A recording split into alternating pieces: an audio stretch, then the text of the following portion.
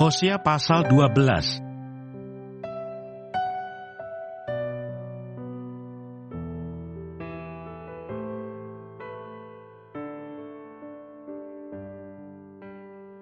Efraim dan Yakub bapa leluhurnya. Dengan kebohongan aku telah dikepung oleh Efraim, dengan tipu oleh kaum Israel. Sedang Yehuda menghilang dari dekat Allah, dari dekat Yang Maha Kudus yang setia. Efraim menjaga angin dan mengejar angin timur sehari suntuk, memperbanyak dusta dan pemusnahan. Mereka mengadakan perjanjian dengan Asyur dan membawa minyak kepada Mesir. Tuhan mempunyai perbantahan dengan Yehuda. Ia akan menghukum Yakub sesuai dengan tingkah lakunya dan akan memberi balasan kepadanya sesuai dengan perbuatan-perbuatannya. Di dalam kandungan ia menipu saudaranya, dan dalam kegagahannya ia bergumul dengan Allah. Ia bergumul dengan malaikat dan menang. Ia menangis dan memohon belas kasihan kepadanya. Di Betel ia bertemu dengan dia, dan di sanalah dia berfirman kepadanya, yakni Tuhan, Allah semesta alam, Tuhan namanya, engkau ini harus berbalik kepada Allahmu. Peliharalah kasih setia dan hukum, dan nantikanlah Allahmu senantiasa. Sama seperti Kanaan dengan neraca palsu di tangannya, dan suka memeras, berkatalah Efraim, bukankah aku telah menjadi kaya, telah mendapat harta benda bagiku? Tetapi segala hasil jerih payahku tidak mendatangkan kesalahan yang merupakan dosa bagiku. Tetapi aku adalah Tuhan, Allahmu sejak di tanah Mesir. Aku masih mau membuat engkau diam kembali di kemah-kemah, seperti di hari-hari pertemuan raya. Aku berbicara kepada para nabi, dan banyak kali memberi penglihatan dan memberi perumpamaan dengan perantaraan para nabi. Bila di Gilead ada kejahatan, maka mereka menjadi kesia-siaan belaka. Di Gilgal mereka mempersembahkan lembu-lembu jantan. Maka mesbah-mesbah mereka juga menjadi seperti timbunan batu di alur-alur ladang. Yakub melarikan diri ke tanah Aram, dan Israel memperhambakan diri untuk mendapat istri. Ya, untuk mendapat istri ia menjadi gembala. Israel dituntun oleh Tuhan keluar dari Mesir dengan perantaraan seorang nabi. Ya, ia dijaga oleh seorang nabi. Efraim telah menimbulkan sakit hatinya secara pahit, maka Tuhannya akan membiarkan hutang darahnya menimpa dia dan akan membalas celanya kepadanya.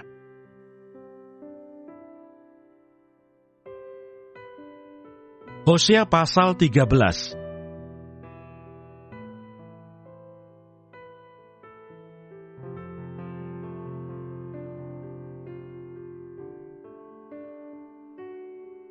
Murka Tuhan akan menimpa Efraim.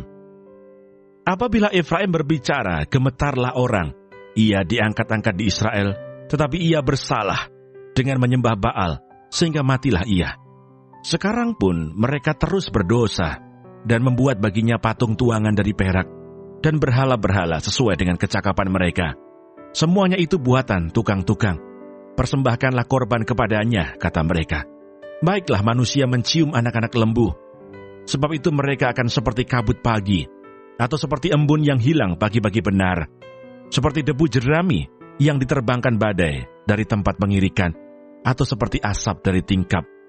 Tetapi aku adalah Tuhan, Allahmu, sejak di tanah Mesir.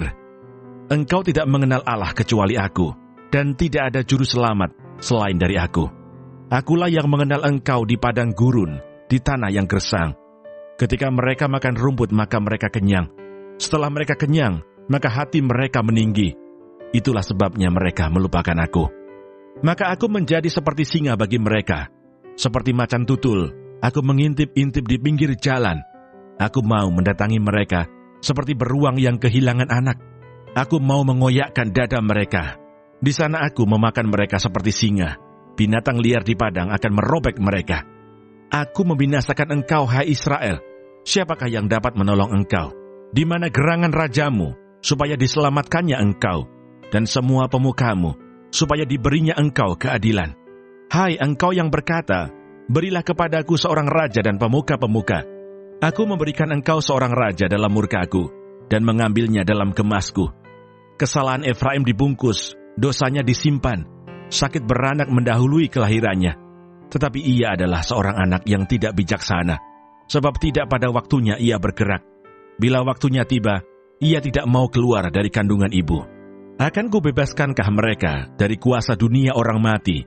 Akan kutebuskah mereka daripada maut? Di manakah penyakit samparmu, hai maut?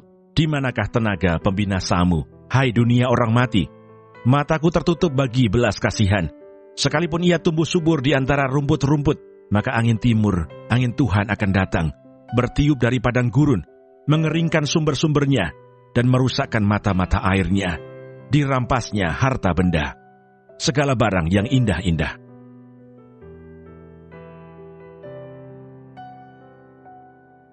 Hosea pasal 14.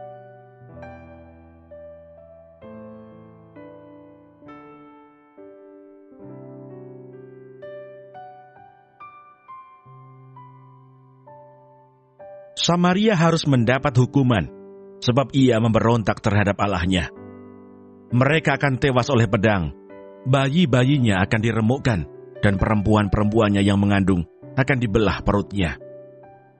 Tentang pertobatan dan janji.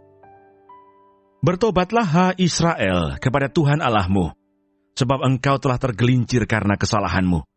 Bawalah sertamu kata-kata penyesalan, dan bertobatlah kepada Tuhan. Katakanlah kepadanya, ampunilah segala kesalahan, sehingga kami mendapat yang baik. Maka kami akan mempersembahkan pengakuan kami.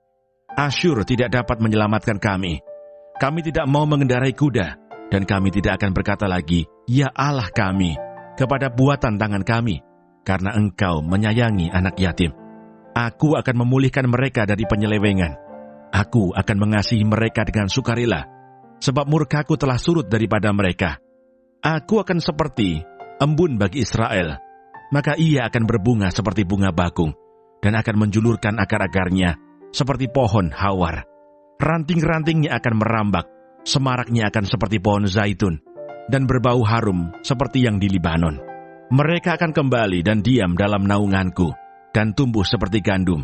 Mereka akan berkembang seperti pohon anggur, yang termasyur seperti anggur Libanon.